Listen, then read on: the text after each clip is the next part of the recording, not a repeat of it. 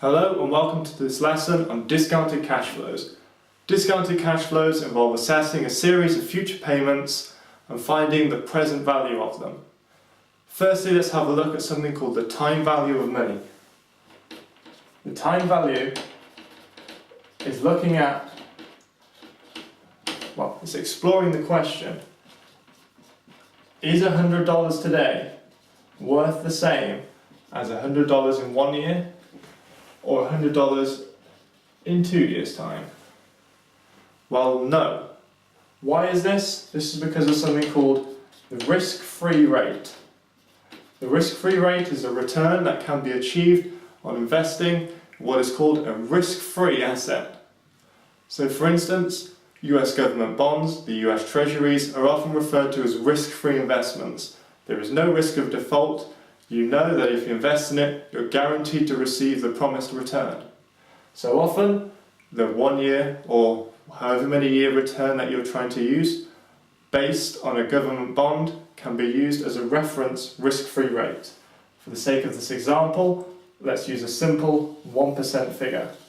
This means that if I invest in a risk-free asset for 1 year, I'll receive a 1% return. So how does that affect the time value of money? This means that $100 today is guaranteed to be worth $101 in a year's time.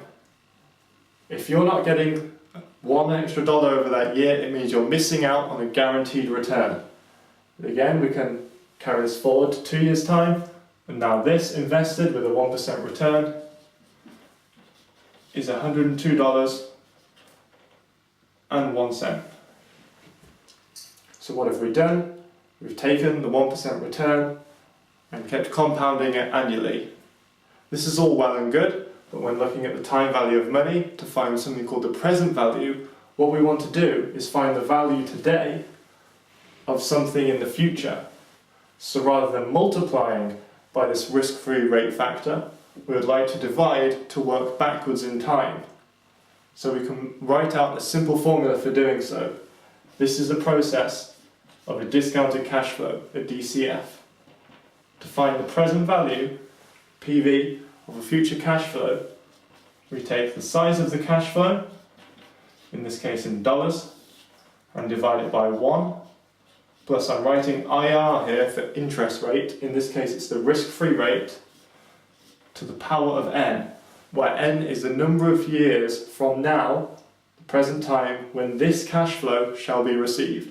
So in this case, we'd look at $102.01, put it in as a cash flow 1 plus 0.01 for the 1% return to the power of 2 will give us a discounted present value of $100. Now let's look at a simple bond so we can build upon this example. What we're going to do here is have a bond with a 5-year maturity, which pays a $5 coupon every year and has a principal of $100, so pays $105 in the final year. So these are the future cash flows of this bond. Imagine we're in year 0 here, so this first coupon is received 1 year from today. So the return on this is a 5% yielding bond.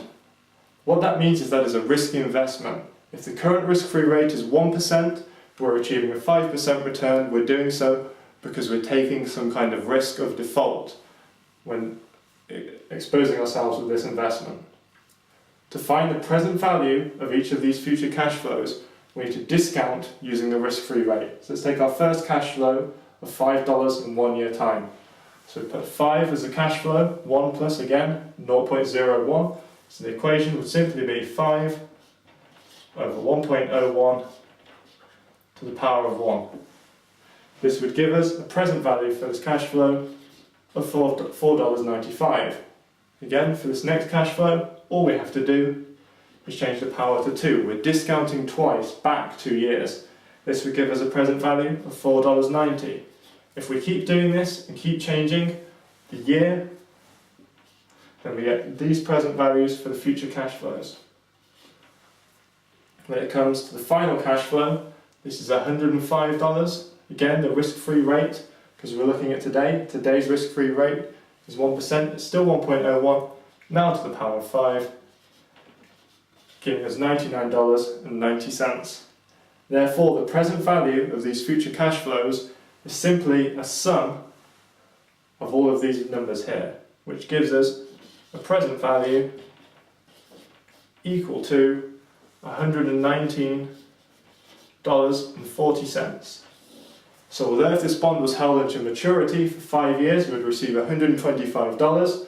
Because of the risk-free rate, we must discount it and discount each future cash flow depending on which year it will be paid at with a different power here. It's important, you can't just take $125 and discount it all in one go. You must do each future cash flow separately, giving us a total present value of the bond of $119.40. The key points to take from this today are the time value of money and how this is affected by the risk-free rate, and most importantly, this equation here for the present value of a future cash flow. Thank you for watching.